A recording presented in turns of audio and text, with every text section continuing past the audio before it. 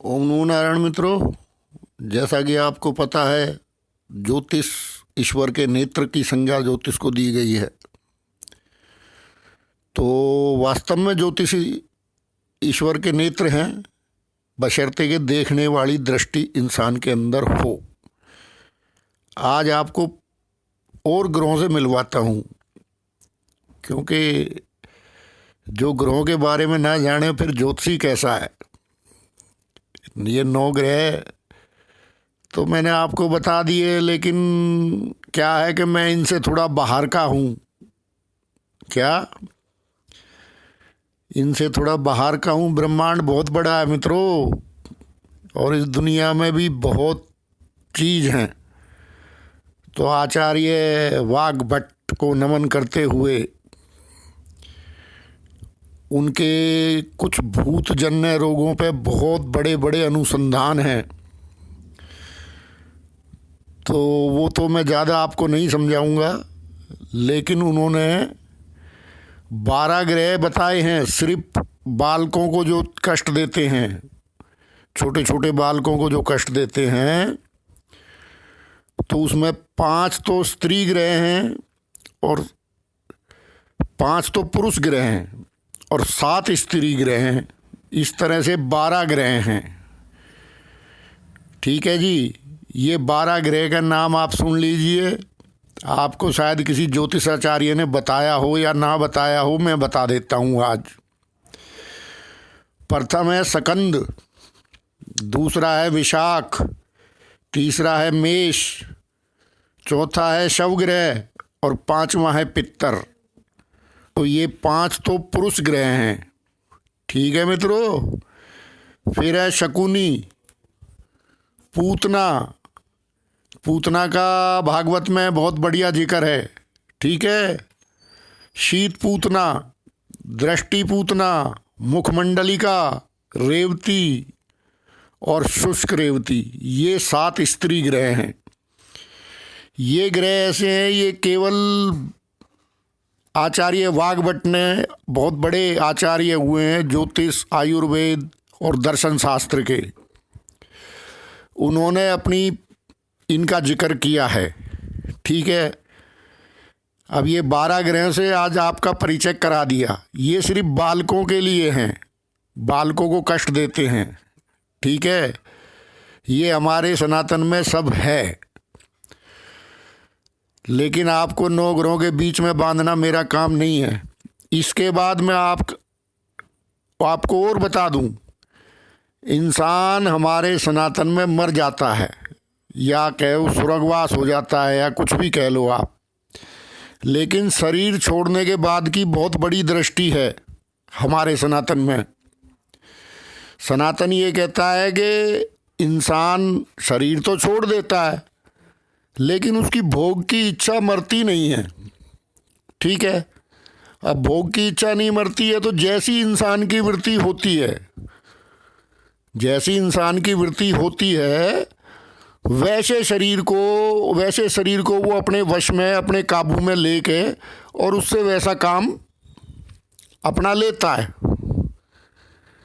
यदि आध्यात्मिक आदमी नहीं है तो, यदि अध्यात्म आपके पास है तो फिर तो कोई परेशानी नहीं है, फिर नहीं वो नज़दीक आते, वो फिर 10 फुट दूर रहते हैं।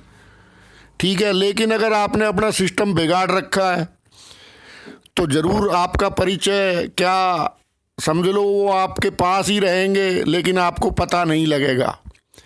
और जैसी उनकी वृद्धि होगी, जो सूक्ष्म शरीरधारी है, वैसी ही वो आपके शरीर के अंदर बैठ के और वैसा भोग वो लोग करने लगते हैं।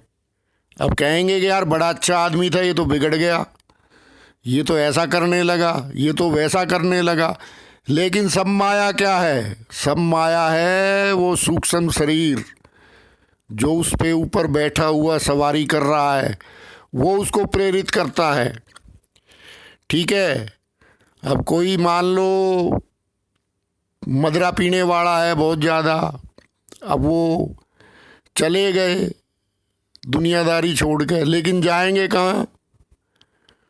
उसको तो भोग से फुर्सत नहीं है, तो वो कोई ना कोई शरीर ढूंढता है शरीर ढूंढ के उस पे वो अपना राज काबू कर लेता है और हो जाता है इंसान का पतन शुरू। ठीक है, इसी तरह से किसी को बहुत ज़्यादा खाने पीने का शौक़ है तो वो ऐसे शरीर पे बैठ जाएगा।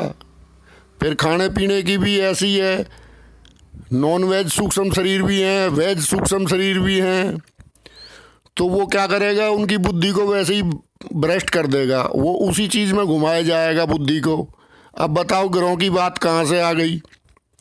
ग्रहों की बात तो दोबारा दूसरे नंबर पे आई ना। बतेरे पड़े होंगे राजयोग आपकी कुंडली में, लेकिन आपने खुद स्वयं ऐसी बीमारी पाल ली, ऐसी बीमारी आपने स्वयं पाल ली, तो फिर क्या होगा? फिर तो वही होगा जो वो चाहेगा, जो सूक्ष्म शरीर बैठा है। फिर आपके राजयोग सब धरे के धरे रह जाएंगे। अब आ गई समझ में क्यों धरे रह जाते हैं राजयोग? अरे पहले आप अपने में आइए महाराज, जो हो वो बनिए, जिस धर्म में पैदा हुए हो उसको मानिए।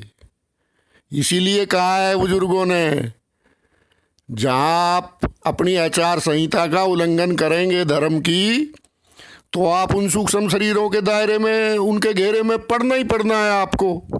सीधा सा सिद्धांत है। जब भूत प्रेत भगवान के पास गए, बोले महाराज आपने तो हमें कहीं का नहीं छोड़ा, आपने तो हमें कहीं का नहीं छोड़ा, अब बताओ हम कहाँ जाएं? हमारी वासनाएं तो मरी नहीं, जन्म तब होगा जब होगा, इतने टाइम पास करना है तो हम कैसे टाइम पास करें? तो भगवान ने उनको कहा, भाई ऐसा करो, जो मुझे ना माने वो तुम्हारा टाइम पास कराएगा। अब आई समझ में विद्या सारी? कोई ज्योतिषी नहीं बताएगा, ये मैं बता रहा हूँ।